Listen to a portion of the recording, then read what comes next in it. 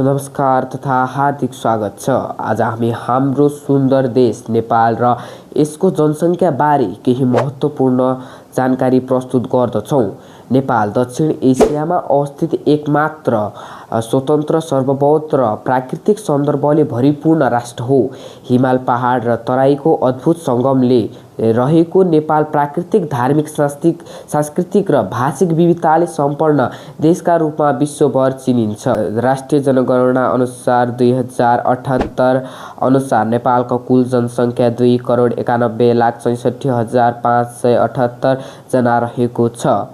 प्रदेशगत रूपमा हेर्दा कोशी प्रदेशमा 49,61,412 जना रहेको छन् भने मध्य प्रदेशमा 61,14,600 जना बसोबास गर्दछन्। त्यसैगरी बागमती प्रदेशमा 61,16,864 जना जनसङ्ख्या रहेको छ। लुम्बिनी प्रदेशमा 51,22,078 जना, गण्डकी प्रदेशमा 24,66,427 जना, सुदूरपश्चिम प्रदेशमा 26,94,783 जना र कर्णाली प्रदेशमा 16,88,412 जना जनसङ्ख्या रहेको छ। विभिन्न जाति, भाषा, धर्म र संस्कृतिका मानिसहरू आपसी सद्भाव र एकताका साथ बसोबास गर्दै आएका छन्।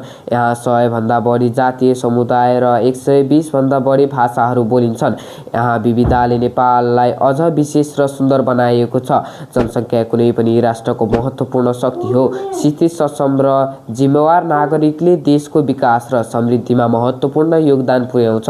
त्यसैगरी शिक्षा, स्वास्थ्य, रोजगारी र सामाजिक विकासका क्षेत्रमा लगानी गरेर जनशक्तिलाई राष्ट्रिय निर्माण उपयोग गर्नु आवश्यक छ। अन्त्यमा हामी सबै नेपाली मिलेर समृद्ध, विकसित देश र सुन्दर नेपालको निर्माण गरौँ। नेपालको विविधता, संस्कृति र राष्ट्रिय एकताको सम्मान गरौँ। धन्यवाद। जय नेपाल। आर्यन ढुङ्गाना।